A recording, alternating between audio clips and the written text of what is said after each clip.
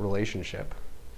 I kept on saying, I don't want to be like my parents. I don't want to be like my parents. I don't want to be like my parents. Yeah. And we still repeat that somehow. It's subconscious, right? Yeah, so we manifest what we wish for. Even if it's a no, we don't understand no. Our minds don't understand no. We only understand the focus point. Say I want no rice, then you really are still thinking about rice. Yeah. Don't think about a pink elephant. It's like impossible not, it's like don't know. It's just another focus point. Yeah. So I didn't know that, and I learned by manifesting my parents' relationship. It was great, and it felt like a honeymoon for the first year, but then, after problems started, didn't have any communication abilities to process conflict in any kind of way, and just... That's difficult, yeah. Relationships have to be based on communication, I think, which is love. Love and communication go hand in hand. Love and communication go hand in hand. And that's, because it's like what I was saying about pointing out if somebody has a booger in their nose. It's like, do you communicate? Right, or do you communicate and cross that bridge even though it might be difficult? Or do you just go, whatever, I don't need to say that. Like, I'll just take easy street. Yeah. Well, I'm going to pray for us, and then let's dig in.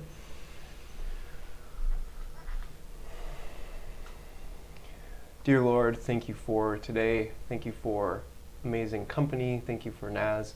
And just the awesome conversations that we can have and that we've already had. And thank you for his amazing energy and just the light that he is in his world and in my world as well, God. So would you come and be with us today and guide us in our conversation and bless this food to our bodies. In Jesus' name, amen. Amen. Beautiful. Thank you very much. I'm honored. Dude. I'm honored to have you. Let's dig in, brother. Yeah. This is great. This is what it's all about. This is what it's all about. Food and friendship. Yeah. And feeding those freedom fighter bellies. Yeah, tell me about the salad. It's just like a kale salad package. Cool. So it's not something super intense that I made, but it's delicious. I find it so hard. Like, I could never chop something up and make it like this. You know what I mean? I'm just like, I can buy it in a package, but not really make it. I'm pretty much the laziest cook you'll ever meet. Like, that's why I don't know what I'm doing chicken. Yeah, totally.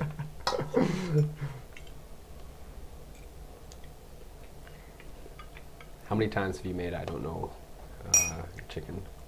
Well, see, with the carrots and the tomatoes would definitely be the first.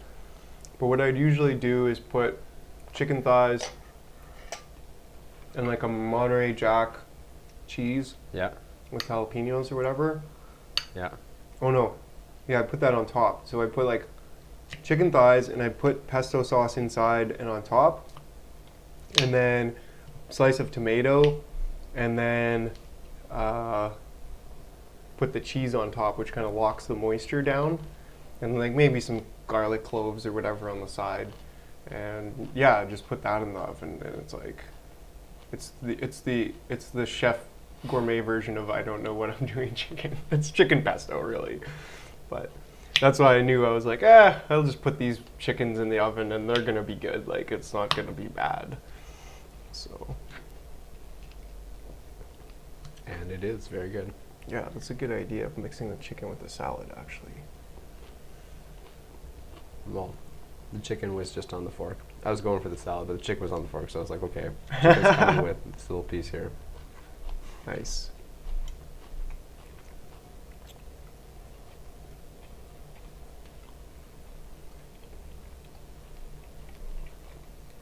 So did you grow up here in Winnipeg? In Charleswood. Oh, okay. The first house that my parents moved into, I was the first child of two, and the first house they moved into was on Home Street near Portage. Oh, yeah. So it was kind of rough still at the time of like 1991 there, and they got broken into like 7 times in 9 months or something. Oh, wow. So they were like, "Yep, okay, we're gonna move to a safer area." So I remember growing up in Charleswood, and we had a beautiful home on a corner lot, so it was like really big and backed onto a field, and so it felt very rural. It was a really nice place to grow up. Yeah, that's cool. Yeah. You grew up in Charlotte? Yeah, I grew up in Winnipeg. Yeah. Born and raised. Yeah. What area did you grow up in? Mostly St. James. Cool. So I remember like by Sturgeon and Ness. I went to school at Silver and Sturgeon Okay. through the years that they transitioned. Oh, okay, yeah. What year were you born? 1989. Cool. I'm 91. Yeah. So because the last year that I went was the year before they changed it to Sturgeon Heights. Sweet. So you were in, I might have seen you then. I was in grade 10 or grade 10 when you were in grade 12 then, yeah? But you were in Silver, right? Yeah. Yeah. So the year after I left. Oh, you were at Sturgeon. Then okay. they merged. Yeah. Oh, That's I cool. thought, okay. Yeah, the year after. We just missed each other. Yeah. Exactly, yeah. Isn't that funny? Yeah. A lot of my friends went to Silver. Yeah, I always thought it was hilarious how like the school that was made for 400 had like 1,000, and the school that was made for 1,000 had like 400. I was like, why? I didn't understand, but somehow that's the way the world works. I also remember they were like asking the students what they should name the school. And at least from our side, it was like unanimously not Sturgeon Heights or Silver Creek. Like just come up with something new. And they were like, okay, Sturgeon Heights. I was like, all right, well, it's not that bad, I guess. It was like the only options that we were given, basically. Mm-hmm. Or like one other one, which was like River something. I can't remember what it was, but anyways, yeah. I guess most people liked Silver. I did kind of like that Heights. it honored the heritage merge. of it. Yeah, totally. So it's always going to be remembered in that way. Mm-hmm. Yeah, and I guess in hindsight, this angsty teenager was probably not the wisest at the time. So.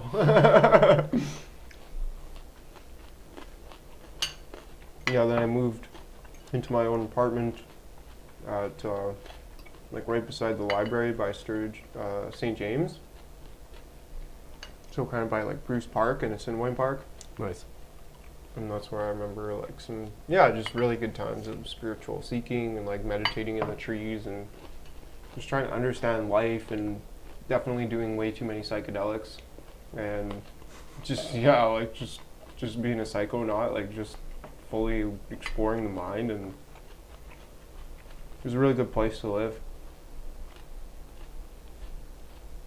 And when I'd miss school, they'd like call me and be like, your son or daughter has missed one or more classes. Click. It's like, yeehaw. That's so independent. I love it. Yeah, definitely good things that came from it, but I also found that I very much isolated from community. I just didn't have any sort of a community or support network for many years of my life, actually, now that I look back and think of it. I'm curious what turned you on to spirituality or that kind of realm in the first place. What was the trigger? Well, when I was a wee lad, a wee mini micron, I would have dreams, like very lucid dreams, and then they would happen, like they were like deja vu, but they were like super lucid, and like a week later they would happen. So prophetic. Yeah. And sometimes over many, many years too, which was crazy, but that was like what piqued my mind when I was a kid to think, well, if I can dream this before it happened, then that must mean that consciousness itself resides outside of space and time. Right? Like, at least that was evidence to point in that direction quite strongly. Is that how you were thinking about it at that time? Yeah, oh yeah. Whoa. Yeah. How old were you? Probably about 5. Whoa. Yeah, people seem to be, like, for me, my first experience was, that I can remember, was when I was like 3 and I'm playing with my cars, and I was just like, wow, I exist. And the fact that I exist means that I could have not existed. Or I might die again, like go into non-existence again, right? So I was just like very grateful at that moment. I was like, the fact that I exist means that I could have either not come into existence or will return again to non-existence. And I was like, wow, thank you. Thank you. Like, I didn't even have any concept of God or anything. It was just gratitude, like pure gratitude. Just like, thank you for existence. I don't know. So basically your first memory is appreciation. Right. Yeah. When confronted, I guess, by like the egoism of death, right? Like, I was just like, oh, well, I guess thanks. Wow. But that was also like, I don't know, just like, people are like, what, you're thinking that? And I'm like, I don't know, I was like 3. Like, what else do 3-year-olds think about? Yeah, This little that's philosopher. interesting. Like, so the first, like, if I can reflect on my first memories, they're completely visual and auditory. There's zero thought sense in them. Oh, okay. Like, thought sense doesn't come in, like, into my, like, memory awareness until I'm like 7, maybe 8. Really, like, that's, you know, I can remember like thoughts or like my mental like thinking Right. from when I was like, yeah, grade 1, 2, you know, that's when it first started to like, I can remember that. Otherwise, before that, it's basically just all like the more visceral senses. Which makes sense. Because frankly. thought is a heightened sense, right? Yeah. Like, that makes more sense. So dude, like what I'm like, I've never heard a story like this. So I'm going to go ahead and just like, before you continue your story, I just want to say I'm perceiving that your past lives have been spent in very dedicated mannerisms to get to that point where you could just like become conscious so early to thought and be able to remember it. Now, maybe you have been born into a very challenging situation that inhibited that ability, right? And it made it latent or more, you know, more repressed or whatever. But like, man, like, yeah, I can like really feel a depth just in your spiritual evolution over much more than just this lifetime. Yeah. I would say so too. Thank you very much. Oh, dude, I mean, Yeah. I didn't thank you, whatever. Right? Like, thank you, universe. Thank you, God. Yeah. Thank you, Lord of the heavens. But, yeah, I think that's interesting, too, because one of my premonition and dreams was, it's kind of hard to explain, but I had this dream where I was pounding on the djembe, and it was in Africa. Like, I was black. And I was like, we were in the circle and we were all like jamming, just having a great time. And the smoke like went up and I just like looked into the fire and like had this vision and it like came to me. And I was in this like, what I can only describe from the dream as like a spaceship. And I was like going very, very fast and all these like odd looking structures were going by me. And I was like in this and I'm looking around at the dials and they're all kind of like moving around and not making any sense. And then I came back and I was like, whoa. That was like the craziest dream ever. And I had no idea why it was so significant or like what it really meant at all or why I remembered that specific dream. But then like years later, I got my truck and I was just driving my truck. And like because I had known like what a truck is and like that a steering wheel is and like all these preconceived notions were built up in this life, it was the exact same experience. The buildings going by, it was a city now. I knew what it was, right? Because I had the reference in mind. Yeah. And then the truck too, like I knew what it was, but it was the exact same thing. And I was just like,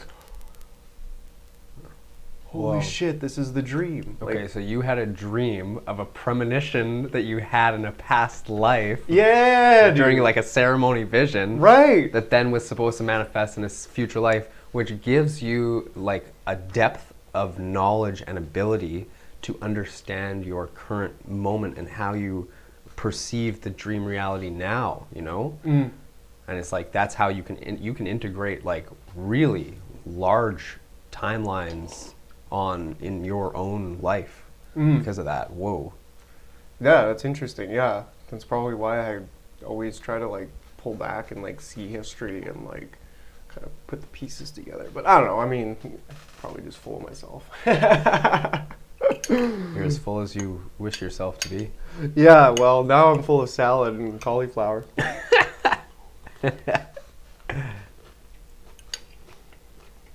All I can say is it's just trippy because it's like how do we really do? The only thing we do is to allow flow, to allow light and love to be our guide, and to keep that lens clean, so that God can work His magic. You know, so I'm always just humbled by that. But I appreciate sharing, man. It's fun for me to tell that story. Have you ever had any like real significant dreams or similar kind of visions like that of any kind?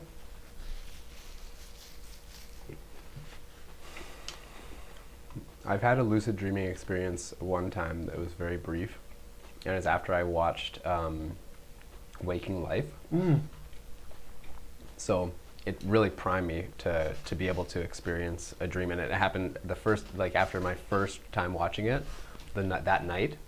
I had this like brief moment where I was in a stadium, and there was a group of people, and I just walked up to the group of people, and then I became conscious as I walked up to the group of people, and I was like, oh, okay, I can make a choice rather than I can feel like what the dream wants me to go this way. I'm just gonna like turn and go the other way.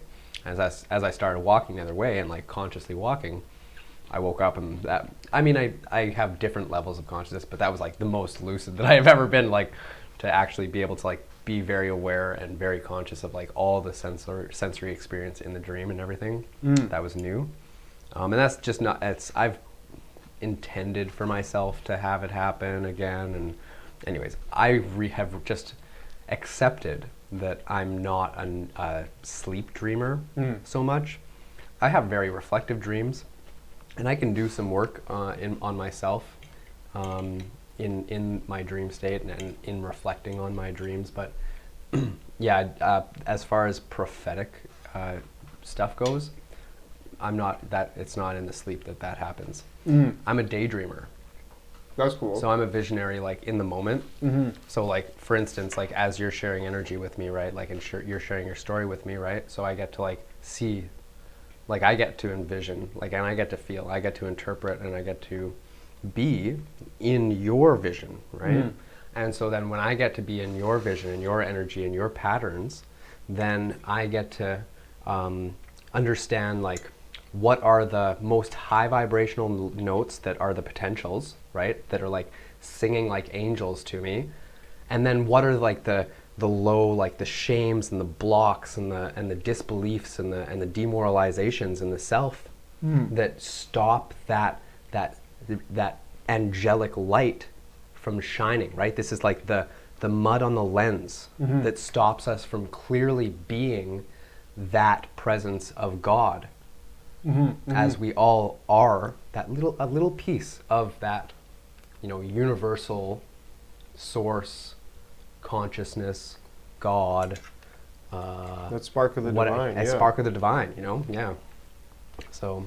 Yeah, that's cool, man. Because it's like, even as you explain that and get into that creative flow energy and like see that like middle pillar, like, yeah, it's just really cool, man. How you just like, your mind just goes to that and like can see that vision, right? Totally. In the moment. Yeah. So even like as I attempted to share like my appreciation of my witnessing of those high notes and the prophetic power that that you naturally have, that's something that you just have that is occurring for you, or has occurred for you, and can occur for you probably fairly easily if you were to will it into existence. And so it's like, what excites me are all of the natural superpowers that I'm unlocking within myself, that I'm naturally tuned to, and I'm like, I'm okay not being a sleep dreamer. I can try, and I can, I can intend myself to be that, and I would probably, have some dreams that would be, reflective or like helpful. But it's not the same as my natural ability as a daydreamer to envision and to visualize. And even as a young kid, when I was, playing sports and stuff, it was like, that was like the whole thing. It was like the mental aspect first, always. And so it's like, I've practiced how to visualize the arrow going into the bullseye and the golf ball going into the hole. And like just over and over, repeat. Okay, now what are we doing? We're envisioning ourself into being. We're envisioning our being into existence. We're envisioning the world that we want into to create. reality. Well, we're envisioning it, yeah, totally. Yeah, exactly. We're imagining it right now.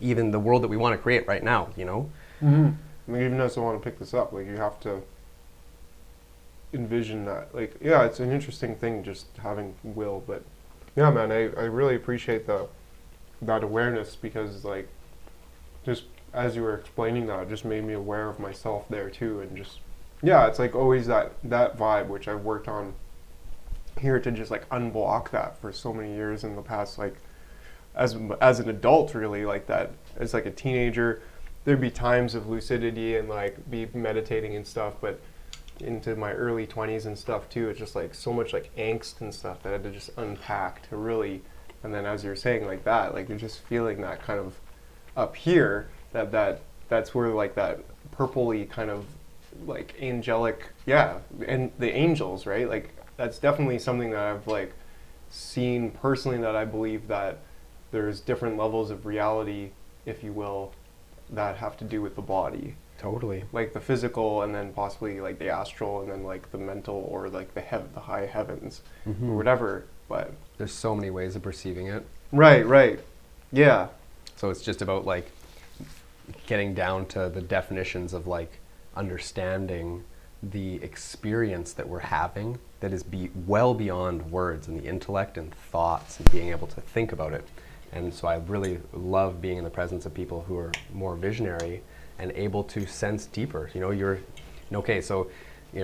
I know that you're very intellectual, and so here I am, we're like talking very intellectual, but I am ready to go deep into the feeling and the experience of the energy. And so now you're, bringing up, okay, that's all, all that stuff that is down there. If it's unconscious and it's stressed and it's not feeling so good, then that's going to stop this from being a crown, and it's going to be a cage. Yeah.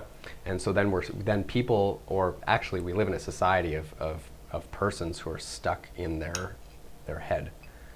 Stuck in their thoughts, and they can't feel, and they're alexithymic, which alexithymia is the inability to feel, reflect on, or perceive, express, change emotions. Right. So, and that's something I've fought a lot against, because my family would often repress emotions like that. yes, Yeah. I come from a very repressive, very emotionally repressive family. Oh yes, so I come from that space. And Yeah. It's taken years of work, man. Like emotion was just a word, I was 21 and I woke up to love in that relationship.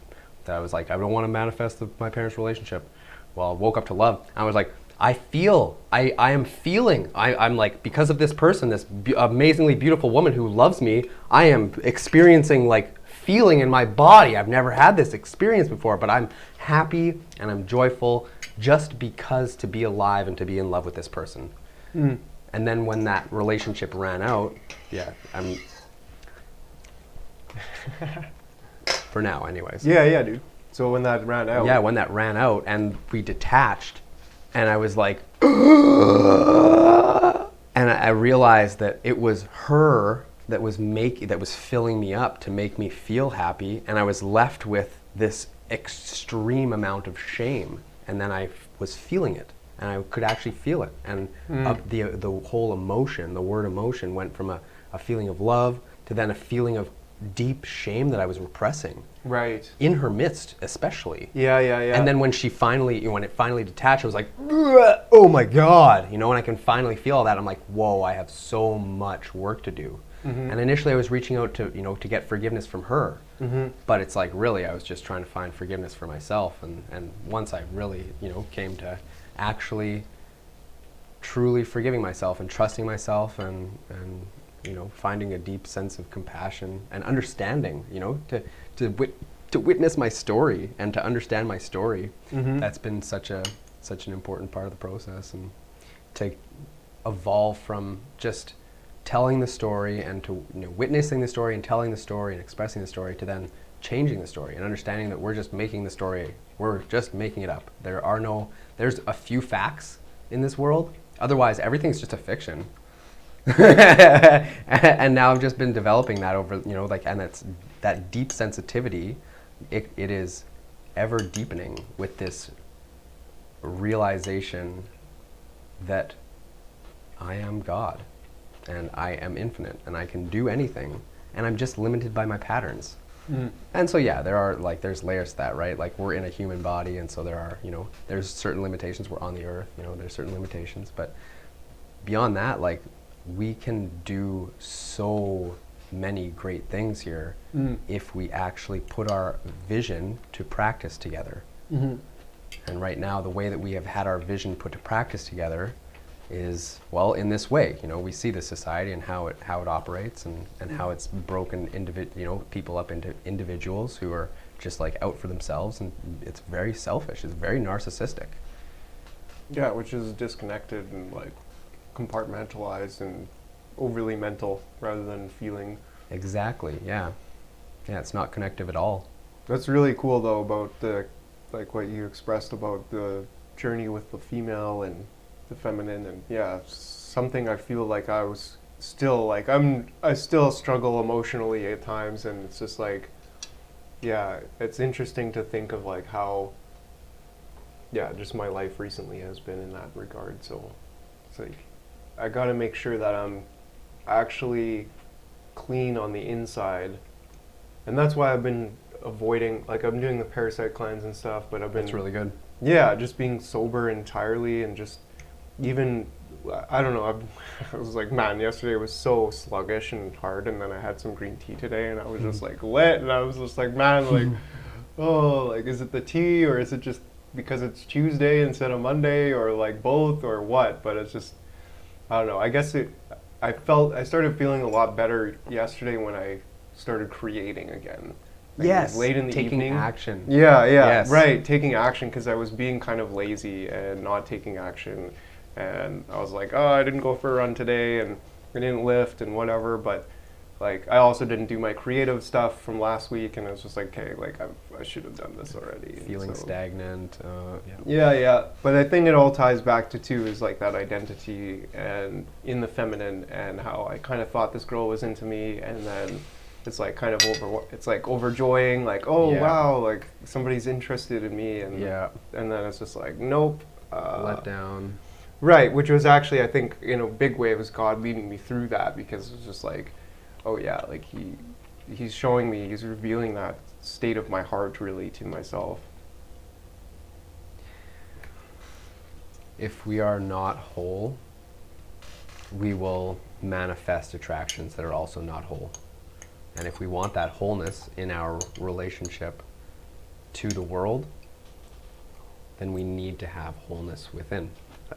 What is within creates that is that which is without. And so, man, clear yourself, come to a place where it's impossible for you to be desperate to get love from someone else, because like you're so full on your own love of yourself that you are just naturally sharing it with others, and that natural share will attract another who is also full and naturally sharing, and can come together in a way that is really fulfilling and not just to fill each other, right?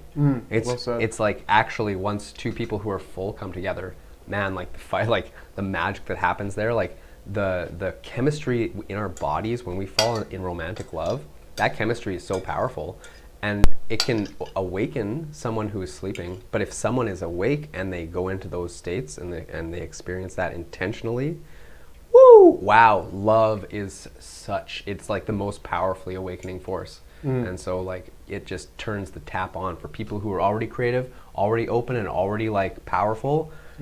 a powerful, loving relationship, that support and that mirror, oh, wow, so powerful. So I totally support my own journey by only relating intimately with people who are also like at my level, or at my level of clarity, at my level of sensitivity, and who are like, yeah, we're connected, and there's like a depth there of understanding of unconditional love, which is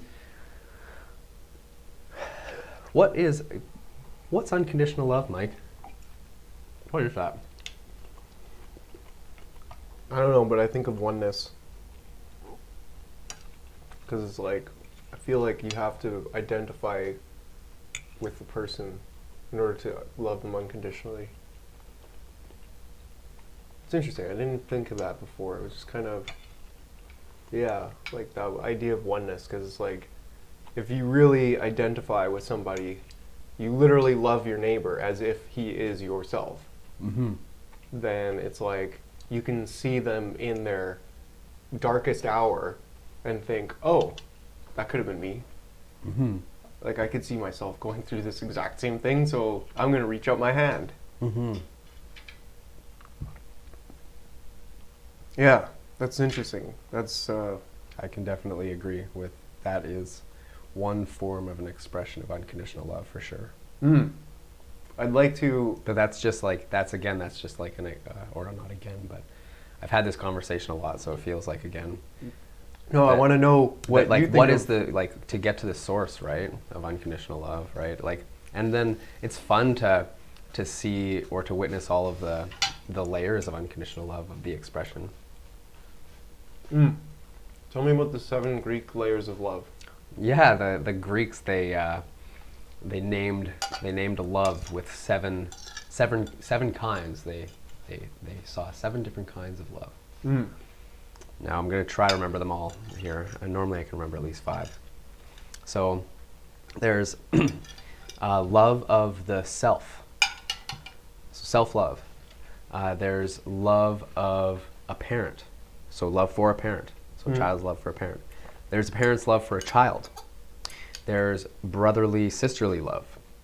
There's the love that you feel for a friend, like platonic love.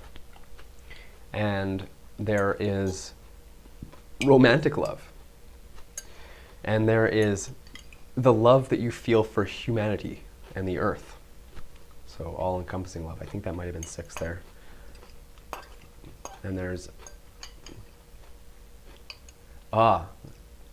unconditional love of God, maybe. I think that's cool because it's, yeah. So it's like, okay, so there's like infinite levels of awareness, right? So we're at the human level here. So human to human, let's talk about an unconditional loving relationship, human to human. Because that's what you brought up, love thy neighbor as if they are thyself. And doesn't mean that you're gonna, even if you see the neighbor as yourself and you want to treat the neighbor as yourself, right? It doesn't mean that how you are treating your neighbor is in love or whatever. But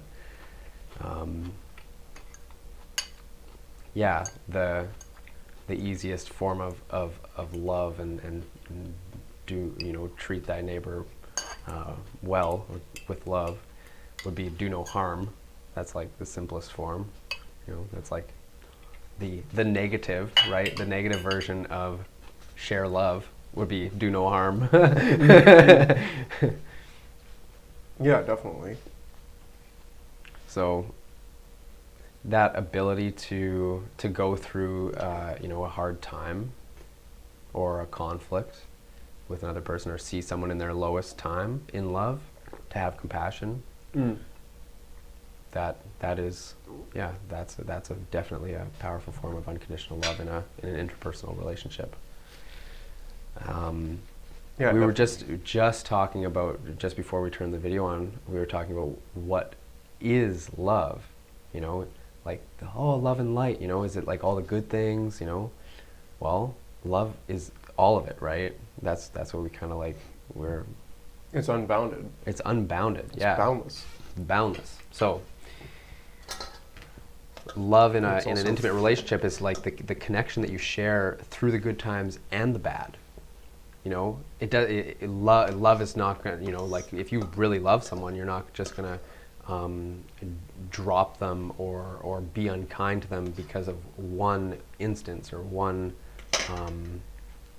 conflict. You know, it's actually, unconditional love sees the conflict as just another opportunity to connect and to come together and to heal. And so when you're in a loving relationship, the easy times are great. Yeah. And the hard times make the easy times even better if you can resolve your conflict in kind ways and process through that and make boundaries and actually be able to dance in that space to get to the real, you know, the real dance, which is the good times and the ecstasy, right, of interpersonal relationships, which is phenomenal. You know, whether it be a friendship and we're in this like conversational flow, or it be a romantic relationship and you're in this romantic sexual flow. So it's about finding your flow, and the best way to do it is to find your own flow and just do that and find peace and power in your own flow and love yourself from that place, and know that, yeah, it would be great to have someone to support your flow, only if it's really supportive, right? And it'd be great to support someone else's flow, but, you know, only if they really want to be supported and you know, vibe and love unconditionally. And honestly, that's not a super common thing in this world, so it's so easy to go out there and just get hurt. Yeah, well, and like that's why, because as you said, and honestly, and I was like, yes, and honestly. Yeah. So many people are like, yeah, so afraid of honest relationships. So afraid.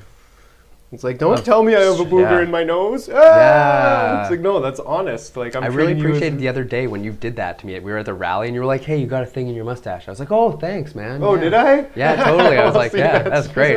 Like, that's a real friend right there. Yeah, see? that's He's right. sticking up for me, caring for me. I Absolutely. can't see that. Exactly. No, I can't. Exactly, man. You get it. I just don't see how other people don't get that. It's like, man, like, wouldn't you want somebody to tell you if you have a booger in your nose? Yeah. Well, then why wouldn't you tell somebody else? And like, I don't know. It's very metaphysical for me too. It's just that symbolically, and that's why I'm always like with the cannabis thing, like, oh wait, so it's bad because it's illegal, and it's illegal because it's bad, and I'm like, hey guys, like, this is a problem. We can't keep going forward like this because this is clearly psychopathic, like sociopathic behavior, and everybody's like, what do you care, man? It's just weed or whatever. And it's like, no, like, don't you get it, guys? Like, it's a stain in the teeth of humanity, and that's something I've thought about a lot. I mean, there's other more pertinent political discussions regarding like government oppression, but it's just that idea that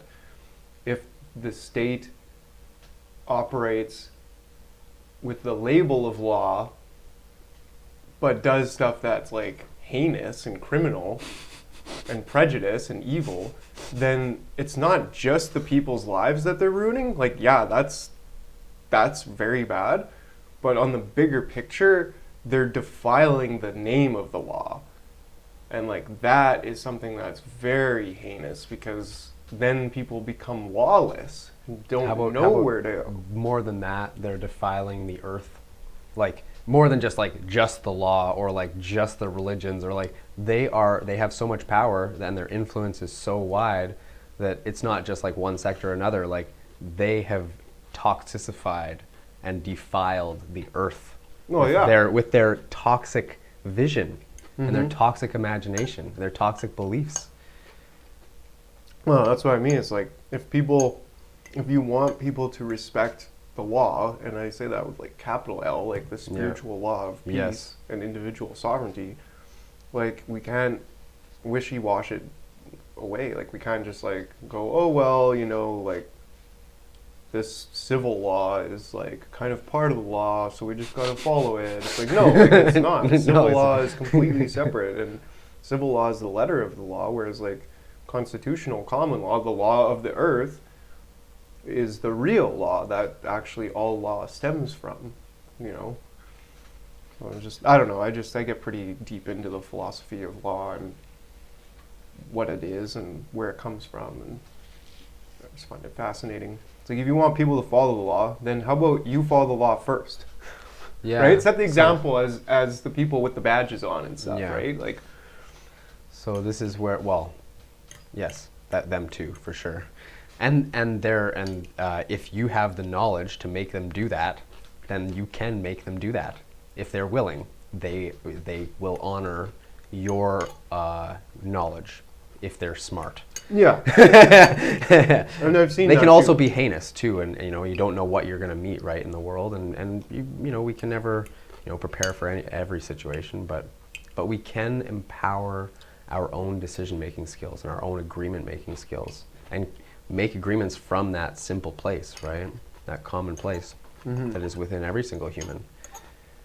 I talk about this this understanding that all human culture, even the indigenous ones, even the most indigenous ones, are at a point evolved enough that we can relate on these simple common laws of, like, the golden rules, you know, of living on Earth. It's very simple, you know. It's just like, if you relate with nature, you know, it's the same thing, you know. So it's just, there's this very simple understanding that we're coming back to, and it just requires a little bit of deprogramming and clearing. And once we're clear, we can just come back to that place of commonality and finding the commonality. In the common law. Yeah. Which is So, which is the common law, which is the new Renaissance. yeah, man. This is the new Renaissance. Yeah, Hey, man. coming back to it. Yeah. Frick yeah. Cultural revival, man. Back to basics. It's like, wait, what was the whole point of the law again? Oh yeah, individual political sovereignty. But somehow we've just lost track of that, and people think, oh, well, if I just follow this step and this civil law and that civil law, then I'm following the law. It's like, no. Gotta be all in to follow the law. Yeah. Gotta be 110% all in. Otherwise, you're not following the ultimate law, which is to reach your maximum potential. That is the law, in my opinion, right? Totally. It's like the spiritual law that God gave us. He's like, be the best that you can be, and I'll help you there, but don't squander your talents. Totally. And it's when you act on those opportunities that God gives you that you are energized and empowered, and you don't have to feel like, or you never really feel like you're stagnating, because you're just in that flow of the presence of your intuitive connection with something that is deeper, that is guiding you, like, through vision and through, you know, feeling. You know, you just, you know, if you connect with the things that feel best for you, that's, you know, that's a vibrant way to follow God's law. Yeah. I think Peterson talks about that. It's like, find your passions and follow them, because they'll lead you somewhere. Yeah, exactly. Yeah, that's destiny. Your passion is your destiny. What you get energized about. Right. That's it. Yeah. Do that, and you'll ascend naturally, in all Amen. ways. Yeah. Oh man. And that's my passion. Is like, how can I make space for myself to develop that, right? But then also, I need support too. I'm in community. I can't do this by myself, right? So how can I make spaces where other people can support my development too, right?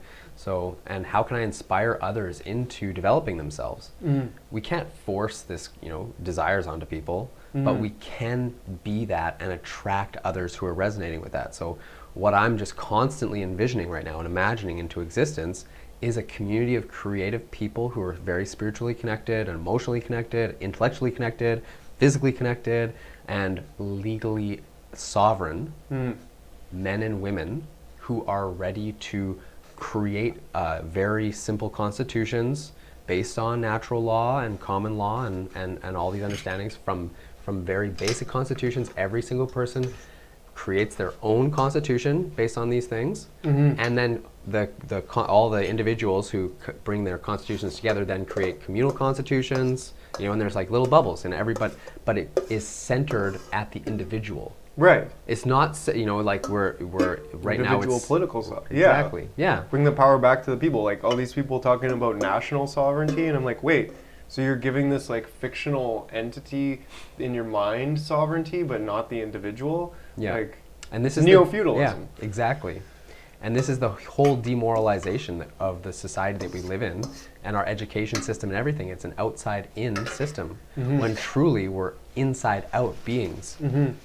And so, you know, we've been made backwards. Oh man, or like trained backwards, schooled totally upside down. bro. It's intense, man. I totally remember that in my like 16, 17, like when I was living by Assiniboine Park in my little bachelor apartment, that like I remember thinking about that for a few weeks at a time, where it was like this like this energy coming in, and I was like meditating on this like no, I'm energy coming out. Yeah, like I'm pushing my energy out into the world. And to the point of, I remember this one dream actually that I had at that time, where it was a zombie cats dream.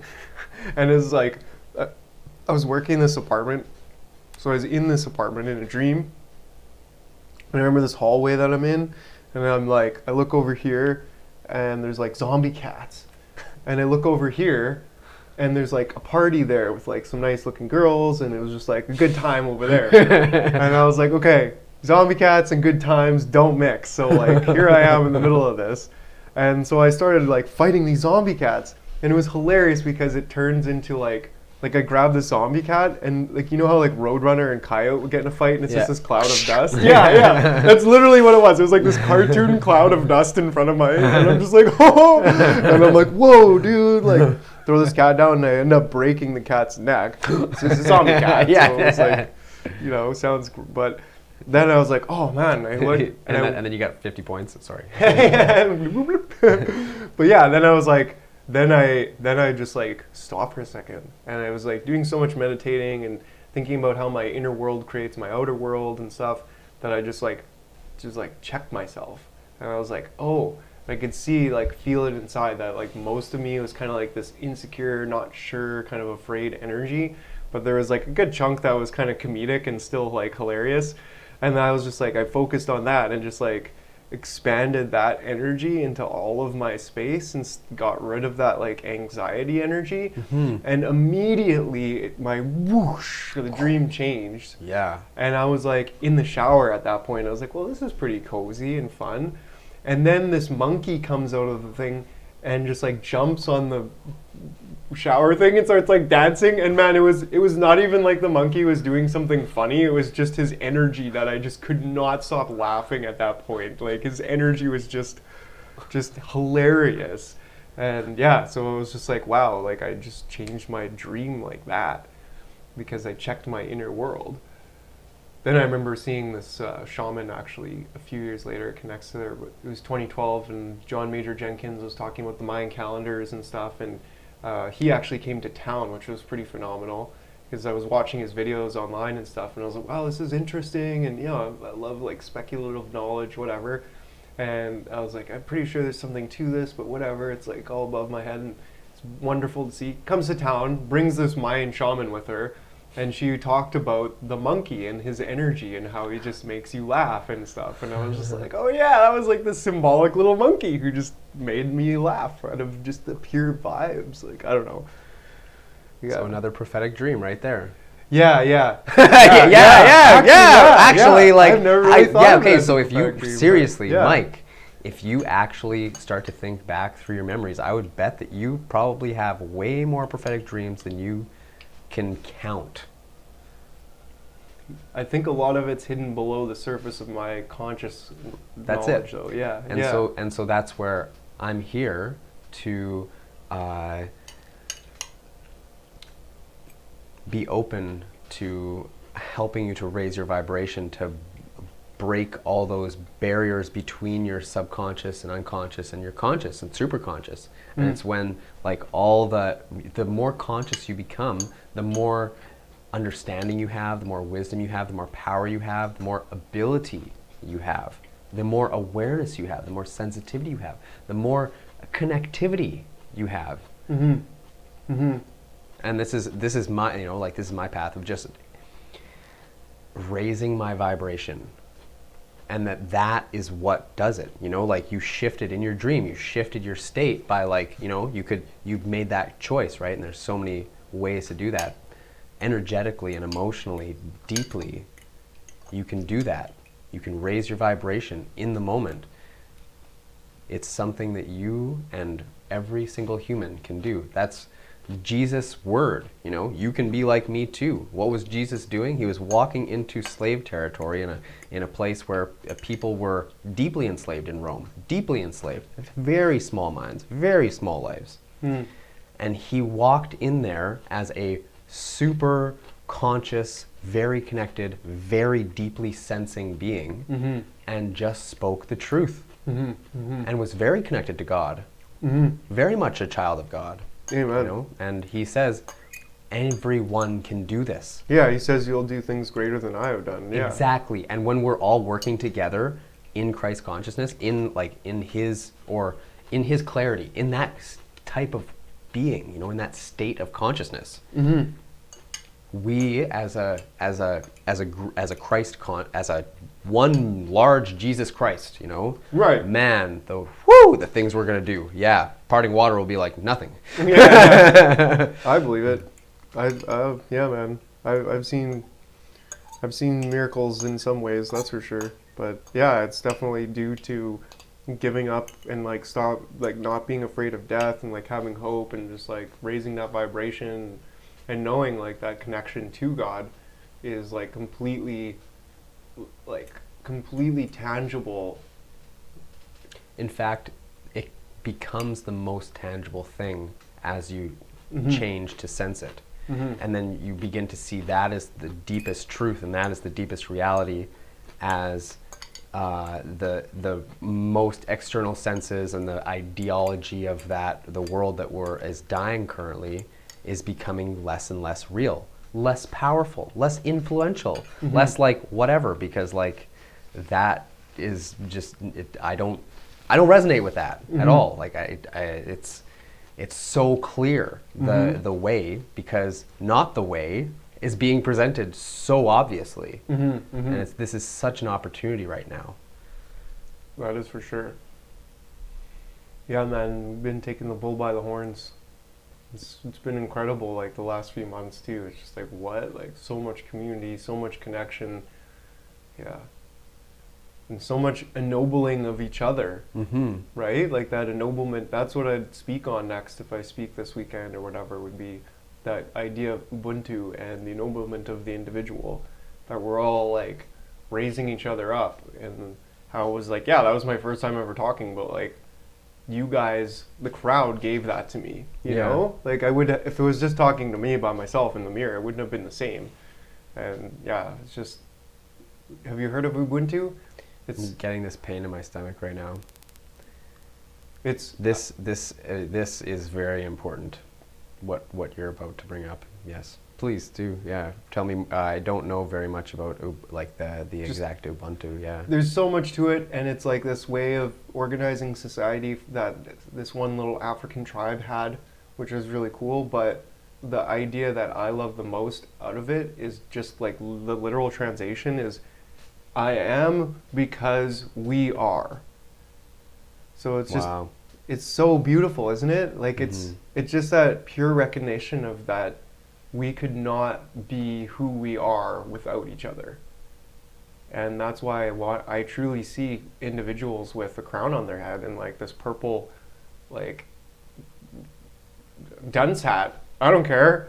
Put a purple dunce hat on me. I don't care. I'll be happy with it. But it's like this crown triangle of like gold and purple on people. And I've had that vision over and over again as like a 16-year-old, and even more recently. I'm just like, man, isn't it everyone's highest intention to see everyone else be in their highest potential? Like, what better, if you could give me all the money in the world, you could give me all of the power, whatever. It's like, give me all the friggin' rich cars and the big house and the beautiful girls, whatever. Like, none of that means anything except to have everybody around me be fulfilled in their life.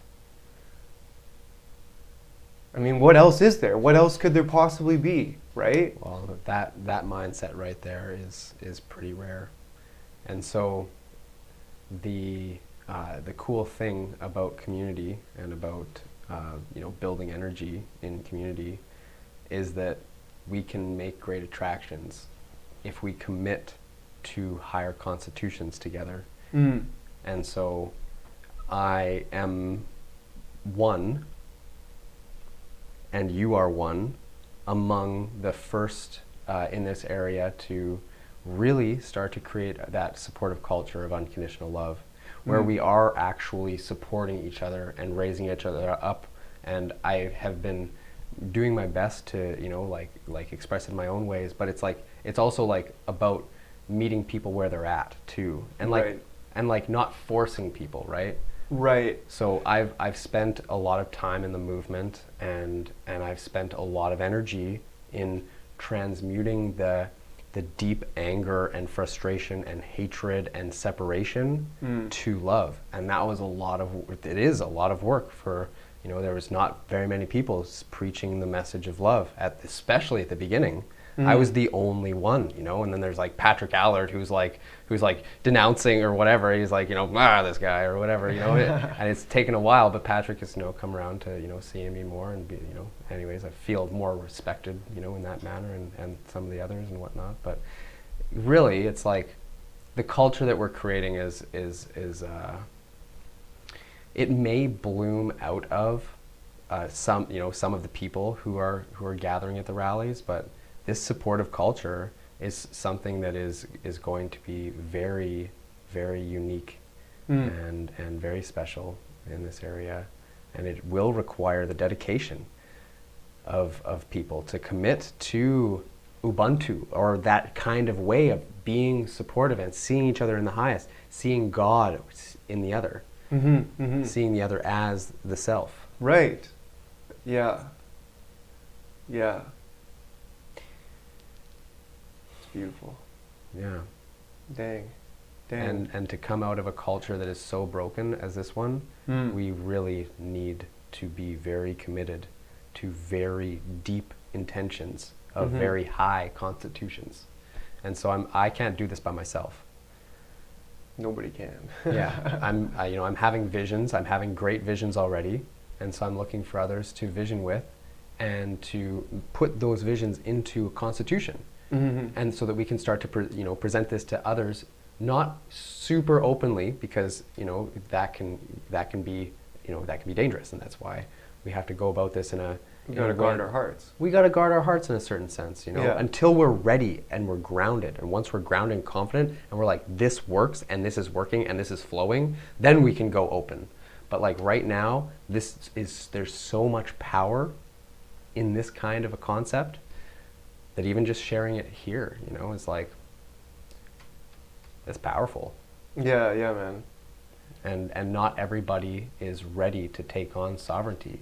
And so I am truly honored in these days to be in the presence of someone who is speaking this language and intending this stuff and bringing this kind of consciousness into existence, like truly, like from the bottom of my heart, like I am deeply honored, Mike, to be in your presence, that you're doing this work, and that you have lived your life, and that you are here just as you are now. Thanks, man. It's so easy for me to see that purple radiating crown on your head, man. Glory be to God, for he led me. I did not give birth to myself. But so humble, I love it. dude, I was not born the first time by my own actions, and I certainly was not born the second time by my own actions, because if it was by my own actions, I'd still be painting houses, smoking pot, and playing video games.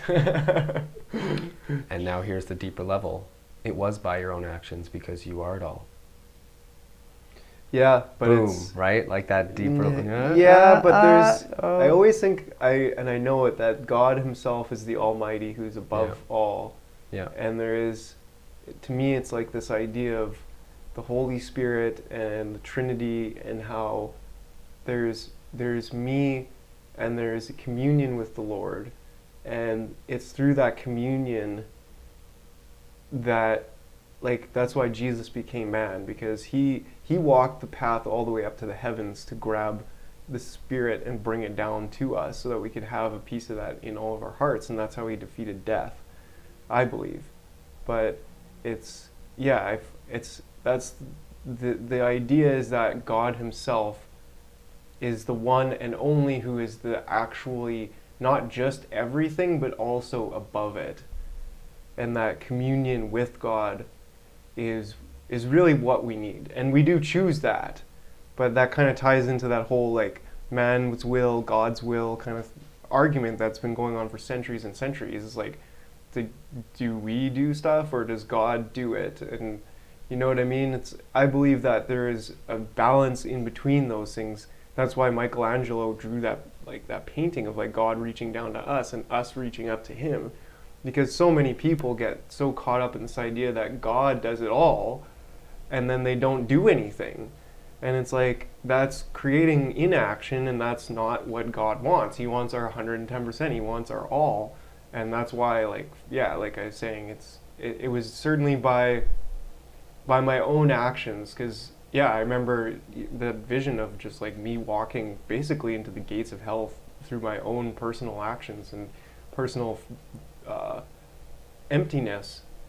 And that's, yeah, and that his ray of light kind of shined down on me. It was like, you don't have to do this. Like, you don't have to go this way. And I chose another way, and I chose him, and I like wept and was crying. I was like, and that's when I started going to church. And yeah, like a lot of churches are really difficult and have hurt people, but I somehow was lucky enough and fortunate enough to find some really incredible people. But then through this whole pandemic, like, all my friends had left there because the structure, like the culture that was there was so ultimately like not integral and wouldn't point out the boogers in people's noses. Like, that's the kind of weakness that was actually in the institution there. But somehow, like, all the beautiful, amazing people that I've met through that is really what has guided me. And then, you know, so it's like, yeah, I definitely believe that it's my own actions, but I always err on the side of it being God's actions, because to me it's actually a spiritual gift to like accomplish something and then be like, oh, God did this. Like, I don't have to wear the weight of the ego that comes with like me thinking, oh, look at all these things that I've done, you know, because then your head gets so big it falls off your shoulders. But yeah, I just appreciate the gift that it is to be able to give it up to God. I appreciate that reflection, and I really also do appreciate witnessing that we were talking about love thy neighbor as thyself, Right. and being able to see the other as the self. Right. And so when you said I wasn't born out of my own actions, I thought of your parents. and it's like, yeah, like in a certain sense they're like neighbors too, you know, like they're other people, right? And so to see other people as the self, right? So that's Right. something, right? To see, okay, so we're on the same level, of course, so it's easier to see another person as the self because they look like us, right? Okay, next step. All right, maybe we see a bird, you know, or a monkey even. Okay, that's pretty close, you know, as the self, right? Again, connected, right? So now we get farther and farther away from that, or maybe even larger and larger. You know, maybe we can see a group of humans as the self. Maybe we can see a whole city as a self. Maybe we can see a whole country as a self, and the whole world as a self, right? Okay, well, that expands, right? You can expand that awareness of the self infinitely to imagine, you know, some semblance of all that is as the self. Right. Yeah. But yeah. however, my conception of all that is much smaller than all that is that can be conceived, because it's the size of the conceiver, you know, that depends on the conception, right? So there's like, it's so infinitely level, like, or layered in levels and whatnot, and here we are in this human form where we're able to make judgment about where we are, who we are, and how to be here, really. Yeah. Yeah. Or at No, least maybe not even where we are, but who we are. Like, who am I? I am, right? And then from the I am, that knowingness of self, that is where we create from. mm, That original ego, right? yeah, And yeah. so I do. What's your view on ego? Do you like it? Do you not like it? What's your Well, viewpoint? ego, it's like to me, I think of like the cross. Like there's like masculine and feminine. So Mhm. in the cross, like the power and the glory, and that's like masculine and feminine. But I also think of it's like the tetragrammaton. It's like there's a cross for a reason. Same thing with like the circle and the cross that is the medicine wheel. And I always think of that as like there's positive and negative or polarity, but it's also like the other way as well. So to me, the ego is like at our feet, and that's like the way that God designed it was that like there's masculine and feminine, but there's like God and child or man or like the ego. So when we are identifying, when we are man and we're identifying as man, it's kind of like an animal. It's kind of like a dog. Like our ego is supposed to be the pet of our spirit, whereas so we're supposed to have our ego in a way on a leash, not the other way around. So that's kind of how I see it. And all too often people have their ego kind of in charge of their whole identity and their whole existence, and that ends up with people like being disconnected from their true spiritual calling, disconnected from their emotions, and just identifying literally as this sack of flesh, which is like, I'm sorry, but like we're this fractal conscious holographic universe here. Like we're not just this sack of flesh. There's so much more to us. That's just a very dense level of consciousness, is all. Yeah. Yeah. So there's much Right. there's much subtler forms of consciousness that perceive much subtler realities. Right. Yeah. Yeah, and that's why studying It's- people going out of body and stuff. It's like, yeah, that's what they're doing. They're just like going through this lens inside and going to like higher vibrational states of being. But yeah, man, I think that like, what do you think of the ego? It's the sense of self. Yeah, right. Yeah.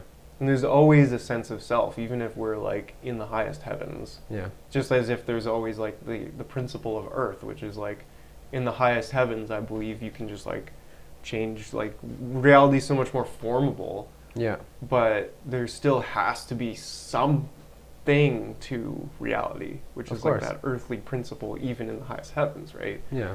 So, but So that's here on Earth, we get to experience many layers and levels of density.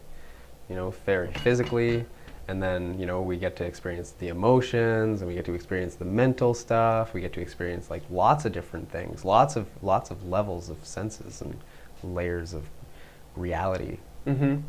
Yeah, yeah, but we're kind of like locked into the body, so to speak, in some ways, which is, it's beautiful. This reality is supposed to be loved and enjoyed, and I think that's something that like a lot of Christians actually become Gnostics, like cultural Gnostics, which kind of inbred with Christianity early on. Mm-hmm. But Gnostics like believe like the physical reality is like bad, like don't even take up any pleasure from physical reality because it's pure evil, or it's like total illusion and stuff. That in and of itself is sin. Right, yeah, because you're missing the point. Like, look at Jesus himself came down and ate bread, and you know, he's like, enjoy, guys, like, but don't do it absurdly. Like, you don't drink alcohol every day, but the odd glass of wine on a Saturday night is a good time. Yeah, exactly. With your folks, right? Like your crew, right? Like that's the balance. Yeah, exactly. Yeah, there's a balance of being here, So that's where it's like, it's not just the vibration, and it's not just the physical reality. It's we're in this very nuanced, complex place that we can, if we come to a balanced place, we can perceive a lot and talk about and be aware of and create many different things. Yeah, man. Rather than just being so, single-minded or pigeonholed. We're just actually a pickled, trapped flying rat. Yeah, totally. I was talking about pickle trap rats. Yeah. I was like, pigeons, they're just flying rats. Yeah. Yeah. So coming back to that, like, that people can, go through their own body to travel, right? Astral travel. Yeah. And so that's like a state of consciousness change. So yeah, we are locked into this body in a certain sense.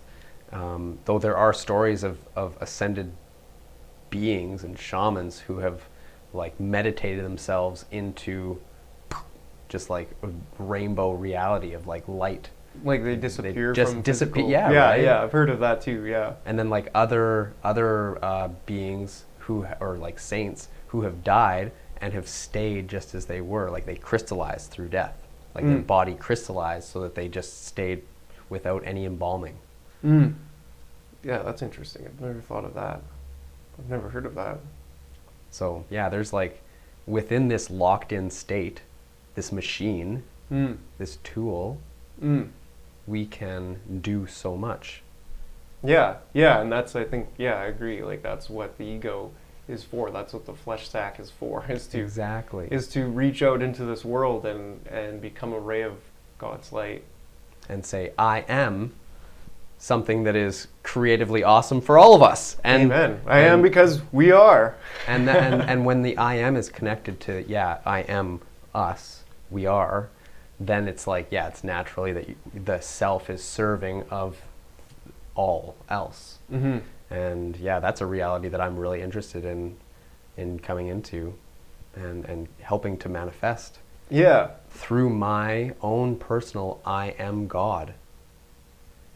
And it's that level of consciousness of connecting to that highest source and stating my own knowing. I know that I'm not all of it, but I know that I am God.